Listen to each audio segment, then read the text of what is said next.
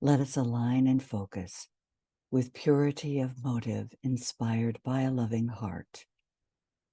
For as Master Dwalkul says, right spiritual motive involves the merging of the personality self-will into that of the sacrificial will of the soul. Our aim is to embody spiritual discernment, practice positive harmlessness, and eventually achieve a state of divine indifference as we dispel illusion, dissipate glamours, devitalize Maya in all our relationships. Before we begin, let us align as soul and as a group and see our group approaching Master Dwalkul's study. Silently, we sound the soul mantra, and in that soul silence, fuse and blend the personality will with the will of the soul. I am the soul. I am light divine. I am love. I am will. I am fixed design. My will is now to lift the lower self into the light divine. Such is my will.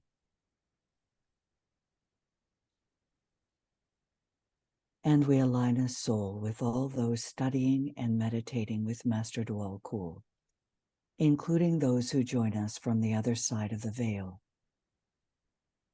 Breathe in effortlessly and easily. See our group moving through the field of lotus blossoms, lining our path toward Master Dwalkul's study. We pause at the ivory door, gathered there together, which opens as the Master greets us and invites us in for our contemplative approach to advancing as a discipleship group, as we endeavor to dissipate glamour and dispel illusion as individuals, and more importantly, in group formation. We stand around the Master and see 3 windows filled with light.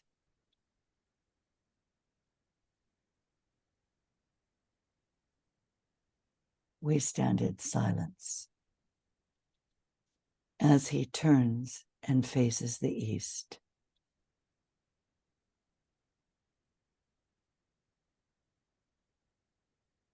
Together we enter into a great point of light.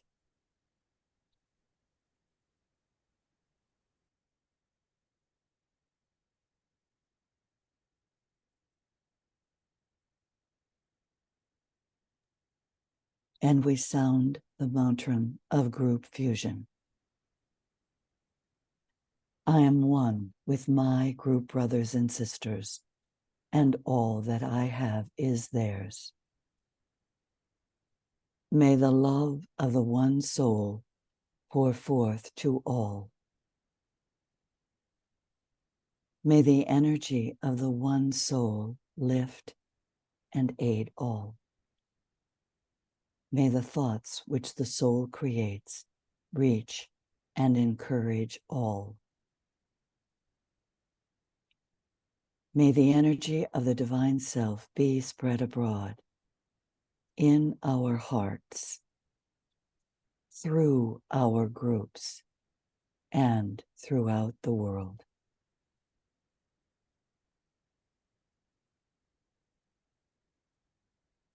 We begin the technique of light for the dissipation of group glamour, having agreed upon a glamour that impacts aspirants and yet is not a minor glamour.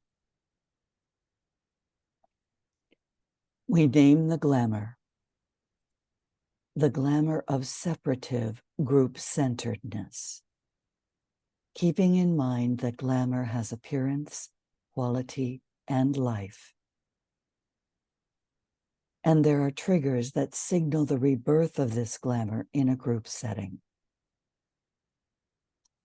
Consider the hindrances that this glamour has as it manifests in your life and in group work.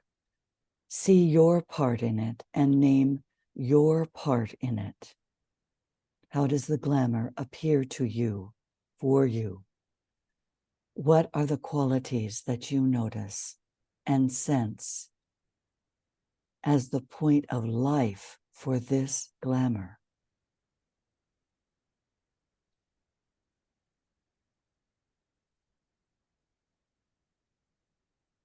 Imaginatively, we face the group members eye to eye and establish a soul-to-soul connection.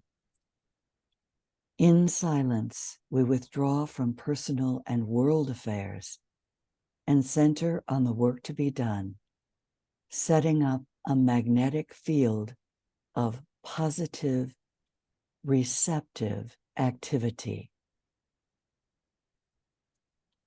I will pause the recording to name the group members.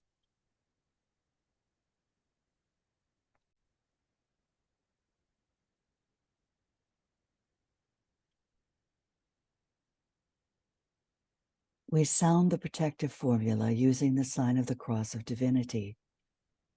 This cross is the great symbol of light and of consciousness, signifying the vertical light and the horizontal light, the light of the soul and the light of service, the power of attraction and the power of radiation, the radiation of soul life and the radiation of service. Touching the forehead, as a soul, I work in light, the center of the chest, and darkness cannot touch me, the left eye. I take my stand within the light, manas. I work, and from that point, I never move, buddhi.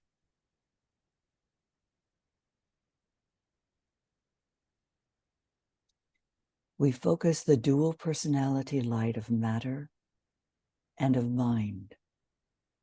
We meditate on soul contact and the recognition of soul light, first blending and fusing the two lesser lights, the light of matter of brain and the light of mind, and then merging the blended lights with soul light as an individual.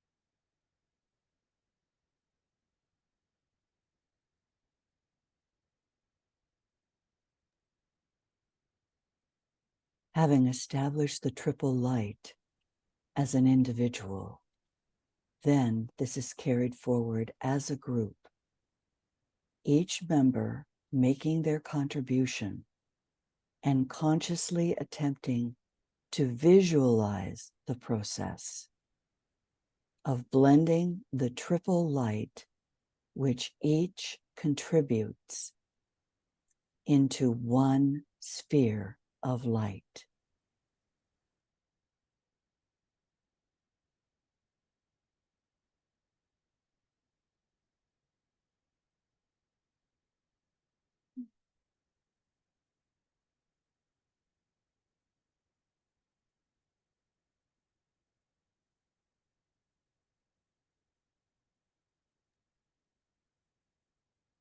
We can now see this great triple light, the blended light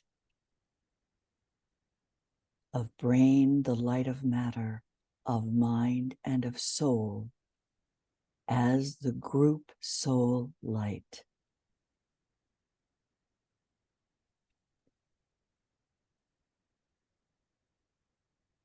We maintain a focused, immovable will as our point of tension, with the identification of brain, mind, and soul with the will aspect, and the preservation of that identification unchanged and immovable in all circumstances and difficulties.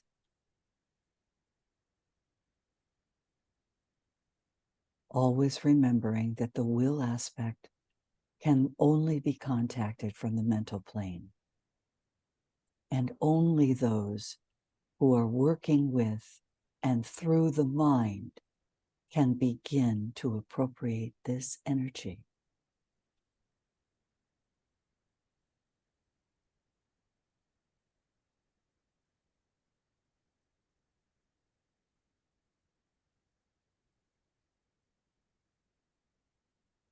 From that high point of soul focus, using the triple light, we merge and blend this light as group light, as the group soul, with an ever increasing vibrance, radiance, and intensity.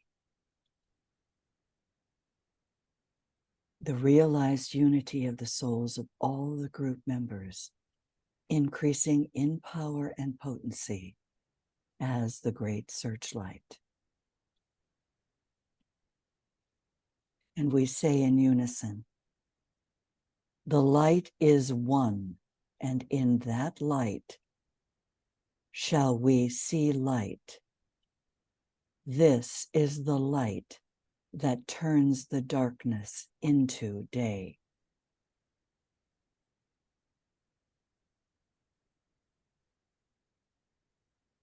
Sounding with the sound of the bowl, an Om, as the group soul on its own plane. The soul sounding forth, affirming, as the group soul, the realized unity of the souls of all the group members.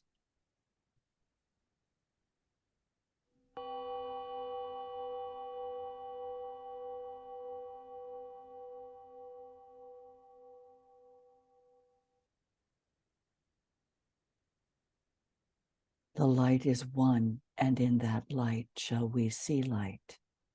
This is the light that turns the darkness into day. Sounding the Om as the soul on the mental plane.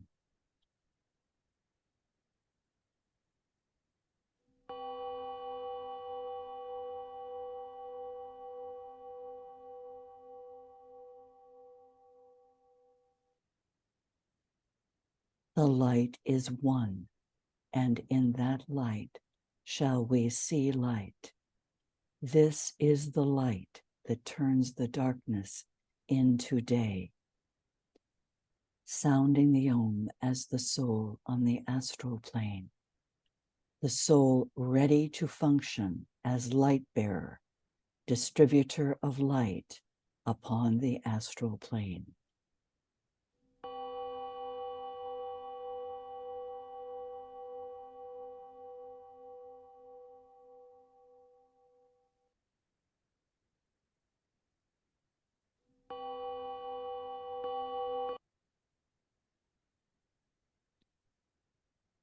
Now that we have completed and correctly accomplished these preliminary stages, each time we meet with more rapid integration and fusion, and a greater brilliance of the sphere of light is thus created. The Om indicates both the fusion and the sphere of action, for we have sounded it on the three planes as the realized unity of the souls of all the group members, as the soul on the mental plane, and finally as the soul ready to function as light bearer and distributor of light upon the astral plane. This is done to keep us symbolically at a point of tension.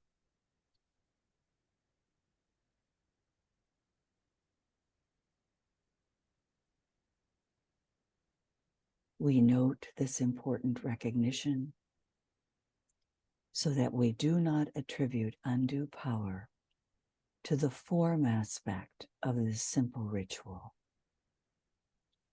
And we focus our attention on the world of meaning and of subjective spiritual activity.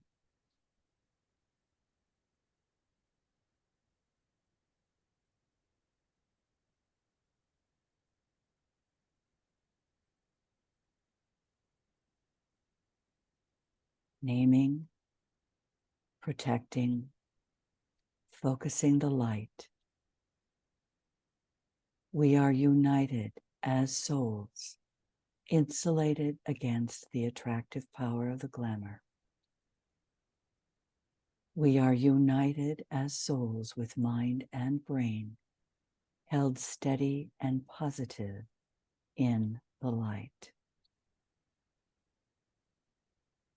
We see this blended light still quiescent as a great searchlight, the beams ready to be directed through an act of will downward from the mental plane onto the glamour existing on the astral plane, which we have brought into relation with the group by the very act of naming it.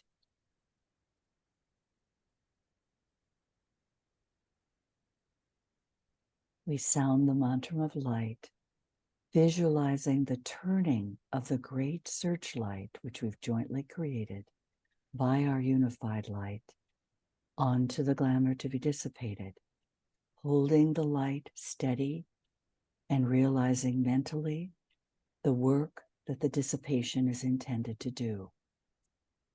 We confirm this in this active direction with the sounding of the mantra of light. Radiance we are and power. We stand forever with our hands stretched out, linking the heavens and the earth, the inner world of meaning and the subtle world of glamour. We reach into the light and bring it down to meet the need. We reach into the silent place and bring from thence the gift of understanding. Thus, with the light we work and turn the darkness into day. We pause and attempt to throw behind the searchlight our united, directed, and dynamic will or intent. This carries along the projected beam of light the destructive quality of the spiritual will, destructive to all that hinders the manifestation of divinity.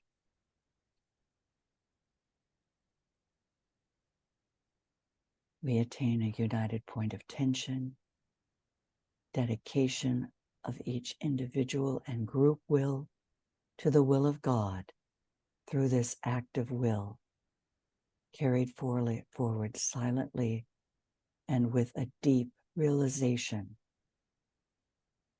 that all are thus accepted.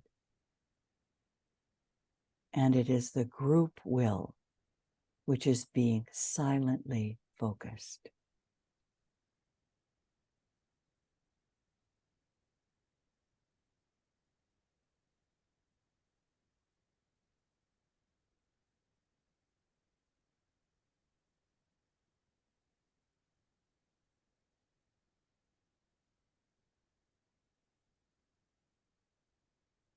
we say together. With power upon its beam, the light is focused on the goal.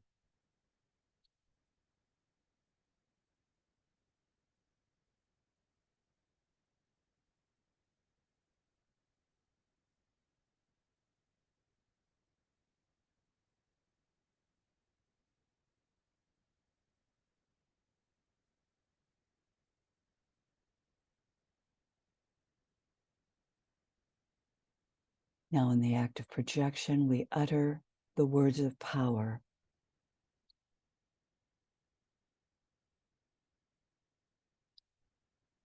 Again, naming the particular glamour. And then we thus bring it consciously into relation with the focused light, beginning the act, the task of dissipation. The power of our united light prevents the appearance of the glamour of separative group-centeredness.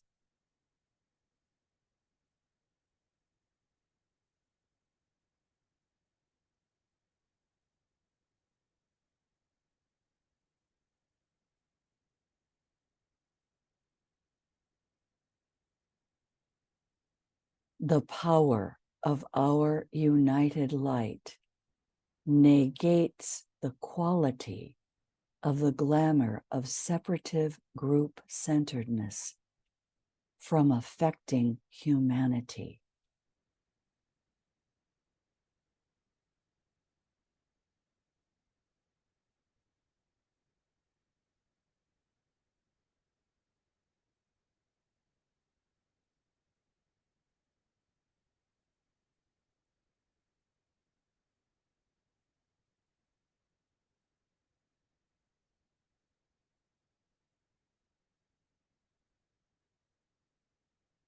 The power of our united light destroys the life behind the glamour of separative group-centeredness.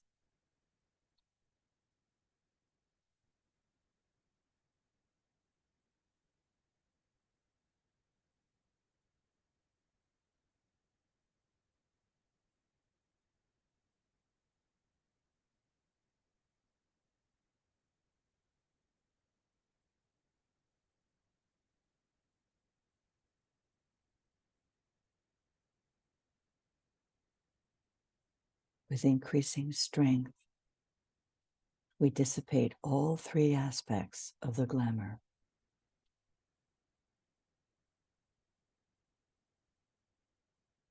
Continuing with the act of penetration, the most important aspect of the work, in which we visualize the gradual dissipation and dispersal of the glamour by the penetration of the light into its darkness. We endeavor to see the glamour disintegrating and the reality emerging, doing this by the effort of the creative imagination, which each of us will do in our own way, according to our own understanding and capacity. We continue in silence and intensity of purpose as the group waits for the work instituted to go forward.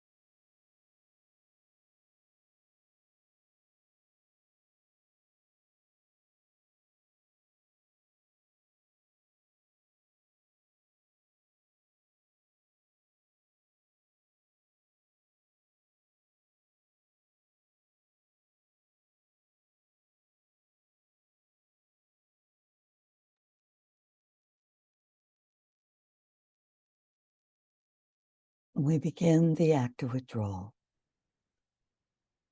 As a group, we withdraw our consciousness from our direction of the light to the astral plane.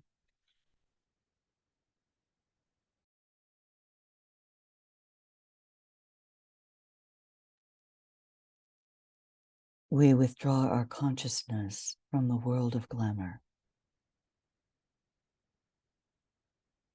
We refocus our attention, first of all, on the mental plane.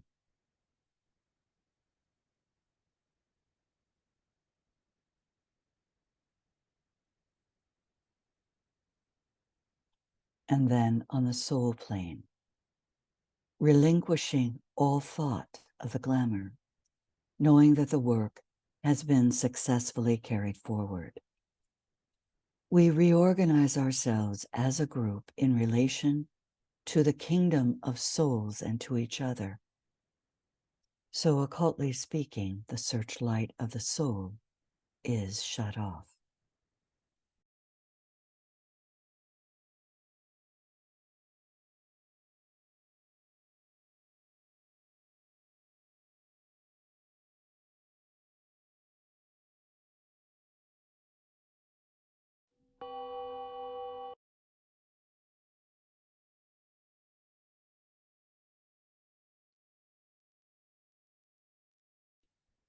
We sound the Om together in group formation, together with the bowl.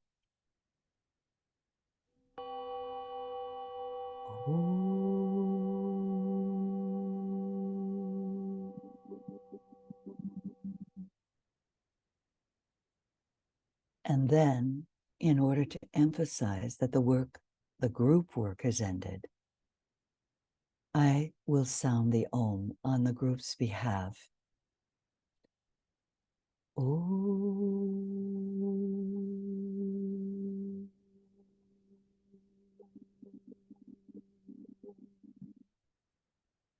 So let it be, and help us in our individual lives and in the group life to end all glamour and untruth. The recording will be paused as each group member sounds the Om and the statement, so let it be, and help me in my own life to end all glamour and untruth.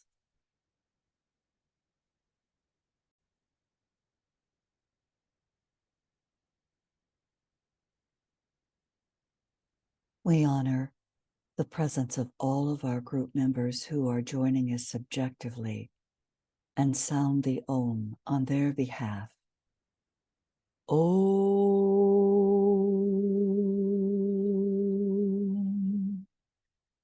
And silently sound, so let it be, and help all in their own lives to end all glamour and untruth.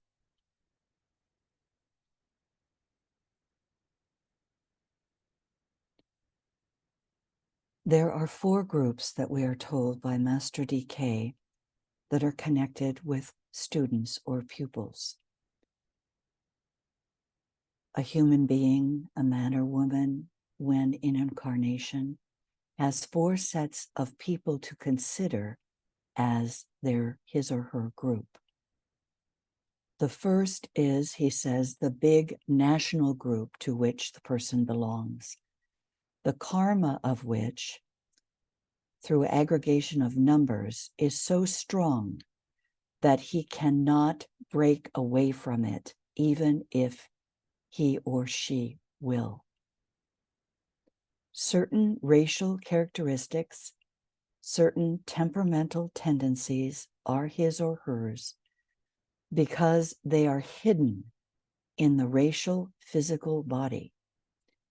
And he or she must carry that constitution and the tendencies inherent in that particular type of body throughout the life on earth. That body provides the needed lesson, or as evolution proceeds, it provides the best body for the type of work that has to be accomplished. An Oriental type of body has one set of qualifications, and an Occidental body has another set, and equally good, if I might so express it. I seek here to make this point clear, for the tendency of the Westerner is to ape the Oriental and to endeavor to force his vibrations to the same key as that of the Oriental.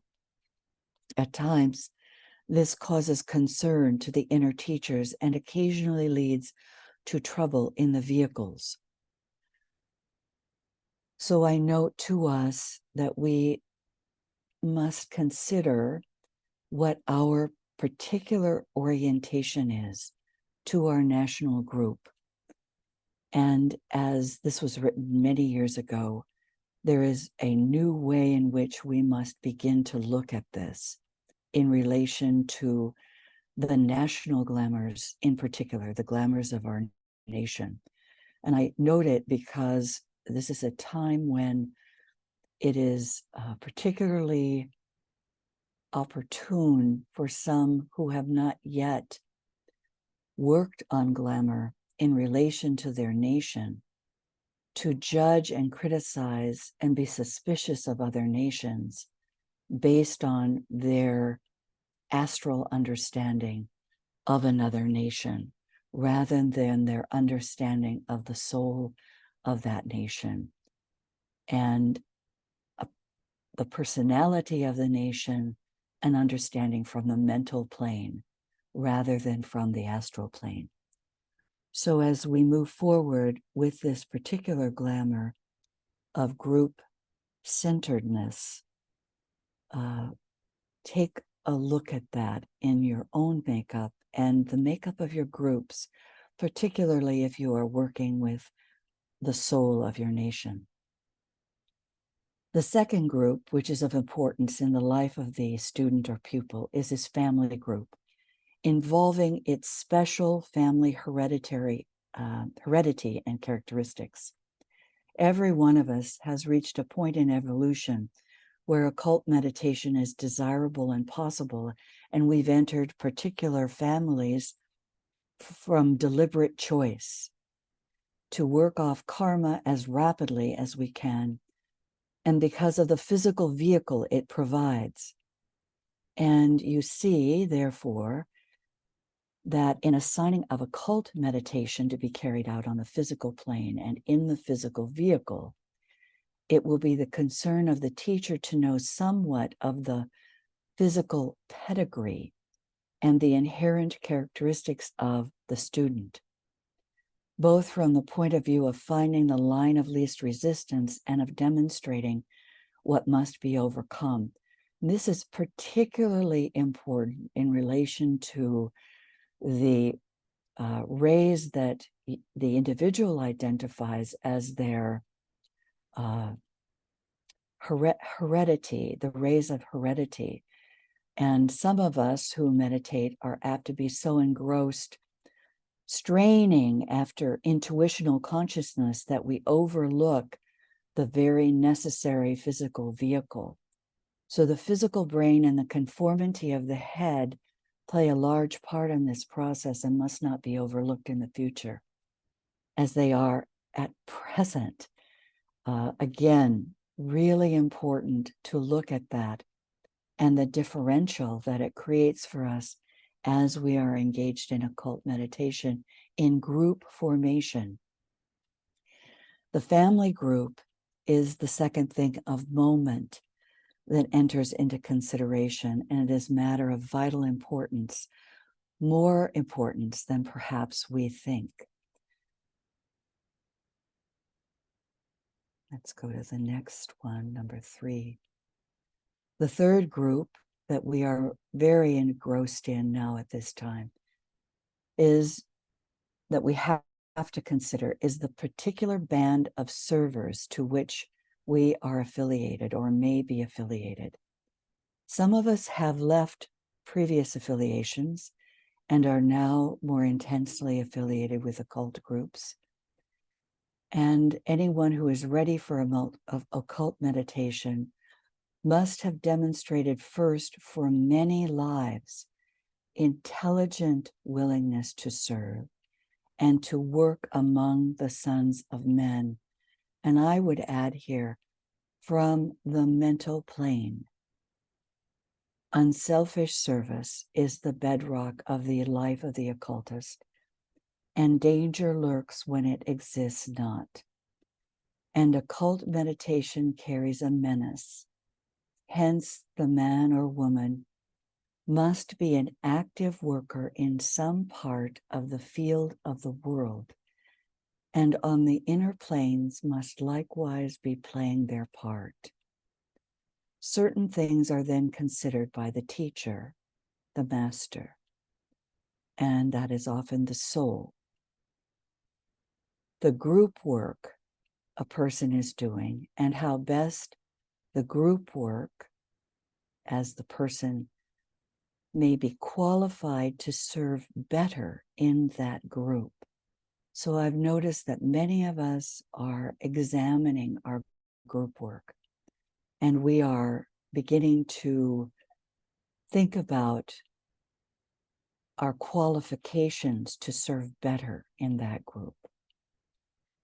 And the second type of a man's work and his relationship in that work to his associates in the physical plane, a very important occult factor, may be carefully weighed before a meditation is assigned.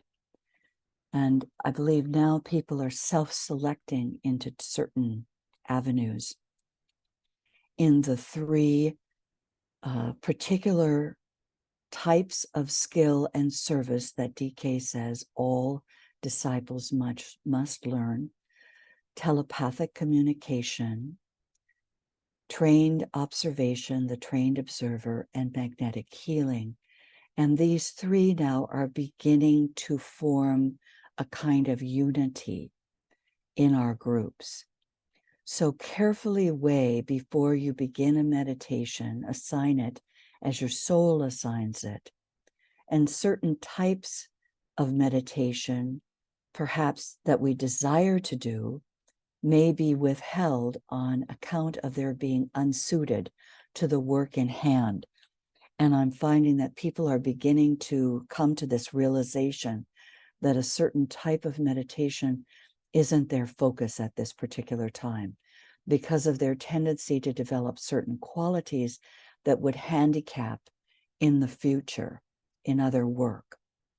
So those meditations which will increase ability to serve will ever be the aim. So we always need to use the guidance of the soul first and the master that we begin to be affiliated with on the higher plane. And the aim includes the greater aim, he says, after all, is the lesser. It's always the lesser. And what a good reminder for us as we do this service work. The burden of trying to do it all is a burden, for the soul is trying to give us direction. And the fourth group that has a place in the calculations of the teacher, the soul, and then of the higher teacher as we enter on the periphery of the ashram, is that to which we belong on the inner plane, the band of helpers to which we are assigned. And if we're a disciple, the group of students of which we form a part on the soul level. And the particular type of group work to be considered, the capacity of the student to progress with those fellows will be fostered, and our ability to fill our appointed post will be increased. And this is one of the groups where I think many students kind of get ahead of themselves because we're so focused on our service work. And we'll have some more information about this as Master DK defines these higher groups affiliated with the great ashram of the Christ. He actually gives numbers, and we're beginning to see the overlap as some of those higher teachers are assigned to serve outside of their ashramic affiliation, as Master DK was assigned to work outside of his particular ashramic affiliation with his group of disciples. So it's quite an interesting study, and we will take this on in small bits and pieces as we move through Virgo, where in esoteric astrology, Master DK advises us that in Virgo, we are to look at group and divest ourselves of our orientation to individual signs and individual planetary affiliations, and to work in discipleship groups on the influence of Virgo for our groups. Thank you all for being with us today, and we'll have a closure to this session, and I will see you all as we do individual Glamour work next week, and I will ask someone to lead that and to run the slides.